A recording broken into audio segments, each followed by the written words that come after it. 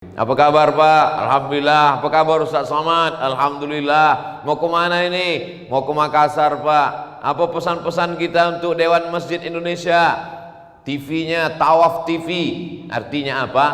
Masjid akan menyatukan kita. Karena masjid ini adalah bangunan yang terdiri dari beberapa unsur. Dulu tidak ada itu kubah. Karena Masjid Nabawi itu tidak pakai kubah. Masjid Nabawi itu atapnya hanya pelepah korma yang disusun-susun dengan daun korma supaya ketika hujan tidak masuk air ke dalam dan ketika panas terik orang tidak kepanasan. Begitu saja. Bangunan kubah ini baru muncul ketika Islam sampai ke Bizantium. Ada seorang kaisar namanya Kaisar Bizanti. Dia bangun kota, nama kotanya Bizantium. Lalu kemudian berubah lagi, muncul kaisar baru namanya Konstantin. Dia robah nama kota menjadi Konstantinopel. Ciri bangunan mereka dibuat batu melengkung. Karena dengan batu melengkung itu tidak ada tiang di tengah. Jadi kalau ada batu melengkung kuah, maka tidak ada tiang di tengah. Makanya masjid ini tak ada tiangnya di tengah. Saya senang kalau sholat di masjid itu tidak ada tiang di tengah, karena sop tidak putus. Sekarang diputus oleh corona. Dulu sop rapat-rapat, dan gara-gara sop rapat ini kadang orang berkelahi di masjid. Yang satu mengatakan kakinya mesti rapat, yang satu mengatakan kalau rapat dia risih, dia tarik.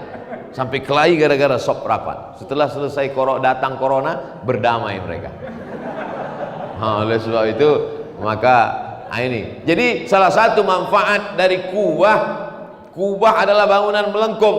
Jadi awal-awal Islam tidak ada kubah, tapi ketika orang Islam sampai ke Bizantium, Eropa, maka muncullah itu kubah. Lalu kemudian begitu juga dengan mimbar. Awalnya Nabi Muhammad SAW itu hanya menyampaikan khutbah bersandar ke batang pohon kurma, berdiri saja. Datanglah seorang perempuan. Lalu kata perempuan ini, di rumahku ada seorang tukang kayu, najjar, tukang kayu.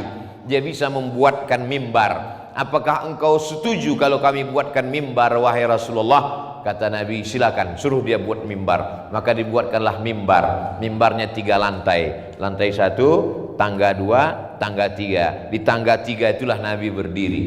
Tapi mimbar kita tidak pakai tangga, langsung masuk dari belakang, naik ke atas. Macam-macam model mimbar. Ada yang modelnya dari depan, manasoh namanya, seperti yang kita buat, seperti pentas saja. Tapi untuk efisien, tidak banyak makan tempat. Karena kalau pakai tangga pasti akan putus juga tangga ini dari kiri ke kanan. Maka dibuat naik ke atas. Lalu kemudian ada mihrab. Mihrab ini awal mulanya dibuat oleh seorang arsitek dari kota Damaskus, Suriah. Maka dibuatlah mihrab tempat imam. Awalnya Masjid Nabawi tidak pakai mihrab karena garis lurus saja. Mihrab ini kreasi. Dari Islam tidak boleh ada patung. Karena malaikat tidak masuk ke dalam rumah kalau di rumah itu ada patung. Innal malaikata, malaikat la tadkhulul buyut, tidak masuk ke dalam rumah fiha tamasil, kalau dalam rumah itu ada patung. Maka Islam datang mengharamkan seni patung, tapi darah seni tidak dihilangkan. Maka berubah dari seni patung menjadi seni kaligrafi. Maka masjid ini dihiasi dengan seni yang sangat indah. Tak ada patung binatang makhluk hidup bernyawa, tak ada. Tapi bunga-bunga, bunga-bunga boleh. Maka dibuatlah hiasan bunga-bunga yang luar biasa.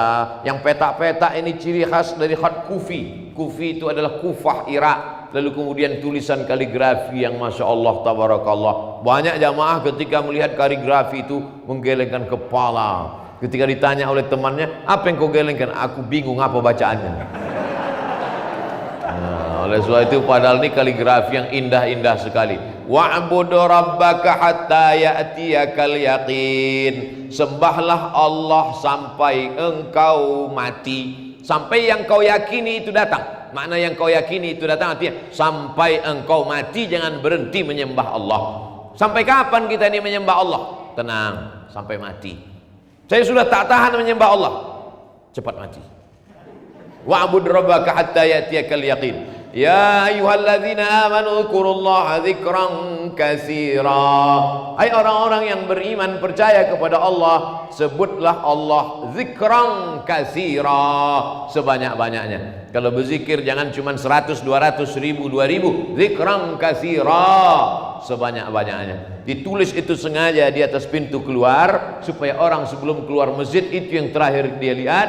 Keluar engkau dalam masjid, kau menyebut Allah tidak hanya dalam masjid, sampai di luar masjid, dari pintu masjid ke pintu rumah, kau pun berzikir banyak-banyak. Subhanallah walhamdulillah wala ilaha illallah wallahu akbar. Subhanallah walhamdulillah wala ilaha illallah wallahu akbar.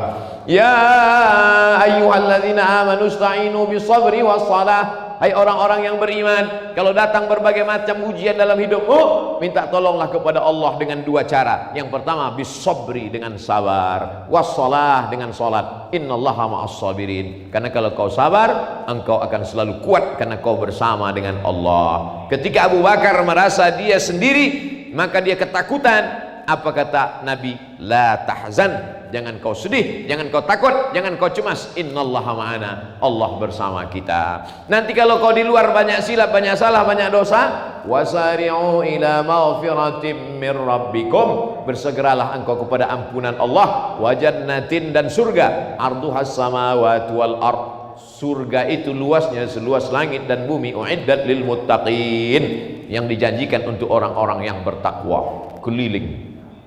Keliling ini kaligrafi supaya menunjukkan anak-anak kita yang punya bakat seni. Ada yang bakat seni suara, 3 qorinya.